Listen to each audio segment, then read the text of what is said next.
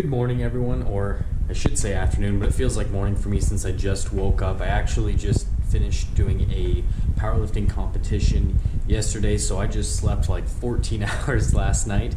But judging by the title of the video, I'm sure all of you are interested in some updates that are happening with the garage and all that, but let's just get right into it. So I figure since this video is going to have to do a lot with this particular car, we should just go for a drive. And it is Sunday. It's decently nice outside, and so it'll be fun anyway. Of course, we'll get a cold startup. It's not going to be super exciting though, since I did drive this yesterday. It was okay. Always got to drive it in track mode, of course.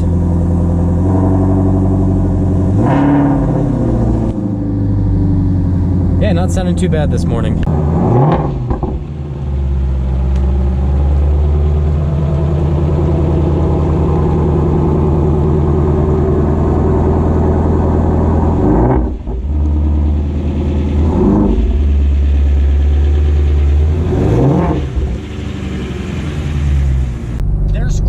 Cars that have recently been announced or come out that are actually pretty interesting. The first one I'll go over with, which obviously is part of the title of this video, is the new Shelby GT500.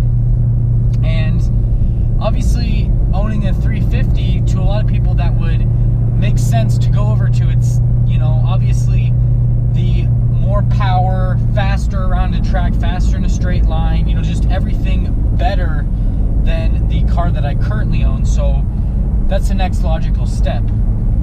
However, there are a couple things about that car that I just don't love, and so that's kind of what I'll go over with initially with that particular car. The first thing that I don't love about the GT500 is going to be the transmission. Now, I love the fact that it has a dual clutch automatic. That is just miles ahead and so much better than a traditional torque converter automatic, because obviously it's going to be sportier and it's going to shift quicker, and overall it's just going to make the car driving experience a lot better. But it's not a manual, and they aren't offering a manual transmission, and that kind of upsets me because they offered it in the past, and I feel like that's part of what makes a muscle car is being able to shift the gears yourself. Yeah, you've got the little paddles, and yeah, there's not that many people that opt for the manual option, but look at how successful the GT350 is, and they don't even offer it in automatic. You can only get this car in a manual transmission. I think, you know, in my opinion, I think it'd be a no-brainer for them to offer a manual transmission, because a lot of people would go for that option, and it would make it, for me, it would make it so that it would make a little bit more sense. Yeah, I'm still thinking about it a little bit, but that's a big thing for me. And then the next thing, which isn't that big of a difference, but I'm still going to mention it in this video because it's still kind of important to me, is the weight of the car. I know that the 350 is not a lightweight car by any means, and the 500 is a little bit heavier than the 350. Not a huge amount, but it's still heavier. I personally don't like heavy cars, and it was a lot of decision making on my half to actually go for this car, you know, with how heavy it actually is for me. I know that for some people this is lightweight and sporty, but for me personally, this feels like a really heavy car, and so that's another consideration for me is, you know, I'm losing my manual transmission, but then I'm also getting a car that's even heavier than what I currently have, and I've kind of been craving a more lightweight option. And then the third thing about the GT500 is actually the exhaust note. So I did listen to videos, and it actually sounds pretty good, but I mean, you can hear the 350, and it sounds so good. I mean, it's raspy, and it revs to over 8,000 RPMs, and it's just, the exhaust it's so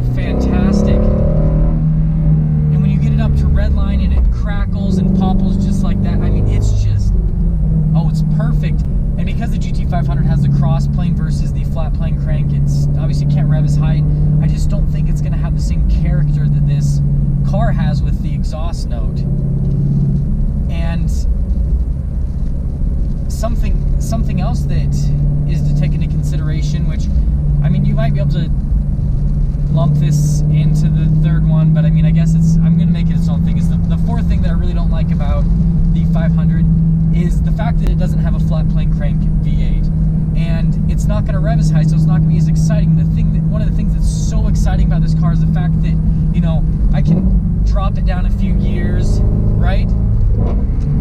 Right now I'm going about 40 miles an hour. I'm in second gear, and how it just revs and revs and revs all the way up to the 8250 red line. And I love that about this car. It gives it so much character. It just makes the car so much more exciting. And the fact that I would be losing that is kind of upsetting to me, and it makes it so that, for me personally, I don't really, it doesn't make me as excited about the GT500.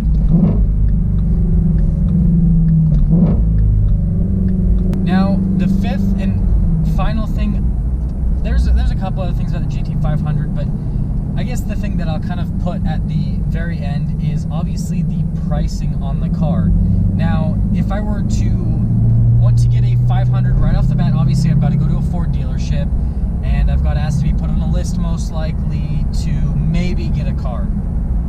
And then let's say that, you know, that all goes well, and let's say I get selected for a car. Now, with what happened with the 350, with what happened with the Ford Raptor, with the Ford GT, any specialty product from Ford, they're going to be asking for more than what the car's worth. Obviously, market value, this and that, it is worth more, but the manufacturer says the car should be sold for a certain amount of money, and the dealerships are asking more than that.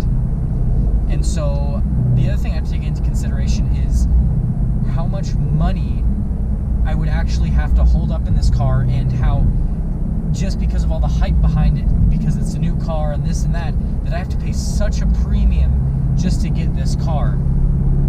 And the fact that there are things that I don't like about it anyways. But the 350s originally, you know, I think the starting price was just under $50,000. You had some options to it, which I would say are must-haves, like the track pack at least. I would definitely for sure add that to the car.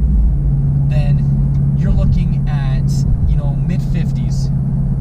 Well, initially all the Ford dealerships were marking them up, I think $10,000, $15,000, at least $5,000 on top of our MSRP, so you're $60,000 for a car that should be $50,000, $55,000. Well, you look at the 350s now, and, you know, for a regular 350, you're, you know, a well-spec'd out one like the one that I have now, you're looking at about $61,000. Now, the GT500 is more similar to a 350R than it is to a 350 in terms of the equipment, because it's got the carbon fiber rims and it's got more lightweight material, so it's just more similar to an R than it is to a 350 in terms of the packaging of the car. Well, you look at the Rs and they're closer to $70,000 plus the markup on them, and initially they were selling for 6 figures. Well, obviously the 500 is more car than a 350R, so you're going to be paying more money for the GT500. I mean, I don't know if they've I haven't really looked. I don't know if they've released pricing yet. I mean, your guess is as good as mine. Let's get a little acceleration here. And that sound is perfect. So, as I was saying, your guess is as good as mine with the GT500. I'm assuming that the starting price is going to be somewhere around $80,000, maybe even more than that potentially, but I'm guessing somewhere around $80,000. Now, I'm assuming they're going to be lower production than the 350s, since it's the Halo Mustang, and so the markup on them is probably going to be even more. So you're probably going to be looking at, you know, even before markup, $80,000 to $85,000, maybe $90,000, and then after markup, you're looking at $110,000, $120,000, $130,000. And at the end of the day, it's a Ford Mustang, right? It's a specialty car. It's going to have over 700 horsepower. It's going to be able to go around a track. It's going to be fun and exciting. But it's a Mustang. And there are so many other cars that you could get for, you know, $100,000, $110,000. I mean, it makes it a lot hard. It makes it a lot harder to swallow, obviously. And so, what I would say is, I mean, obviously, I'm sure that they're all going to sell out instantly because there's just a huge fan base for these cars. I love them too. But you've got to really, really love Mustangs to be able to fork out, to, you know, be comfortable with forking out that kind of money for this car. I love the car, don't get me wrong, but it's just, that's a lot of money for this car.